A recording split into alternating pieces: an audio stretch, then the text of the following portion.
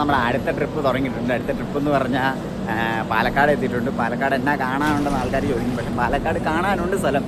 കാണാനെന്ന് പറഞ്ഞാൽ വൈബ് അടിക്കാൻ പറ്റിയ സ്ഥലങ്ങളുണ്ടെന്നാണ്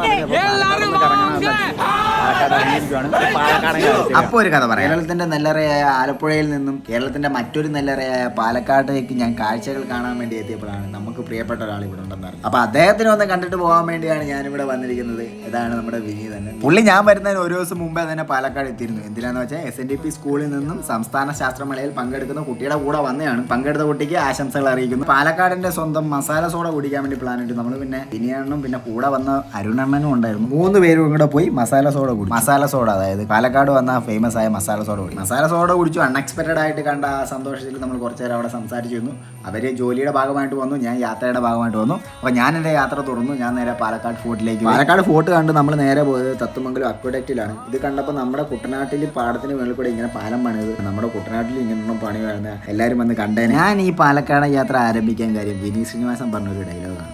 അതിമനോഹരമായ ഒരു ജില്ലയാണ്, പക്ഷേ വിനോദസഞ്ചാരികൾ അങ്ങോട്ട് എത്തുന്നത് വളരെ കുറവാണ് എന്നാണ് പറഞ്ഞത്. അത് തികച്ചും ശരിയാണ്. നമ്മളൊരു ട്രിപ്പ് പ്ലാൻ ചെയ്ത നേരെ ഊട്ടി, കൊടൈക്കനാൽ, വാഗമൺ, മൂന്നാറാണ് പ്ലാൻ ചെയ്യുന്നത്. ആരും പാലക്കാട് പറഞ്ഞ് ഞാൻ കേട്ടിട്ടില്ല. ഇനി നിങ്ങൾ ട്രിപ്പ് പ്ലാൻ ചെയ്യുമ്പോൾ ഒരു 1 ഡേ ട്രിപ്പ് ആയിട്ടെങ്കിലും പാലക്കാട് ഒന്ന് ടച്ച് ചെയ്ത് പോകാൻ നിങ്ങൾ ശ്രമിക്കണം. കാര്യം എന്താണെന്ന് വെച്ചാൽ അതിമനോഹരമായ ഒരു നാടാണ് പാലക്കാട്. പാലക്കാട് യാത്ര തുടങ്ങാൻ എൻ്റെ രണ്ടാമത്തെ കാരണം തന്നെ ഓൾ ടൈം ഫേവറേറ്റ് ആയ ഒരു സിനിമയുണ്ട്.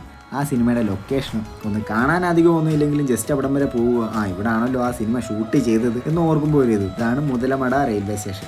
അപ്പോൾ വെട്ടത്തിലെ മുതലമട റെയിൽവേ സ്റ്റേഷൻ കണ്ടു കഴിഞ്ഞ് നമ്മൾ നേരെ പോയത് കുട്ടനാട് പോലെ തന്നെ തോന്നുന്ന നമ്മുടെ കൊല്ലംകോട്ടൊക്കെയാണ് പോയത്. കൊല്ലംകോട്ട കാഴ്ച കണ്ടിട്ട് വിനീത് ശ്രീനിവാസന്റെ സിനിമയായ കുഞ്ഞിരാമായണവും ഹൃദയമൊക്കെ ഷൂട്ട് ചെയ്ത ഒരു ലൊക്കേഷനിലേക്കാണ്. അതെ, വാമല, പല്ലാവൂ വാമല ശ്രീ മുരുകൻ ടെമ്പിൾ. അവിടുത്തെ കാഴ്ചകളും കണ്ട് നമ്മൾ നേരെ പാലക്കാടൻ ഫേമസ് ആയ ഇഡലിയും മട്ടൻ കറിയും കഴിയും. വളരെ നല്ലൊരു കോമ്പിനേഷനാണ്. ഏതൊരാളും പാലക്കാട് എന്നാൽ കൽപ്പാത്തി കാണാതെ പോകും. അങ്ങനെ നമ്മൾ കൽപ്പാത്തിയും കണ്ട് രാത്രി വൈകിട്ടത്തെ ട്രെയിൻ നമ്മൾ അടുത്ത ഡെസ്റ്റിനേഷനായ പോണ്ടിച്ചേരിക്ക് തിരിച്ചു. Bye bye.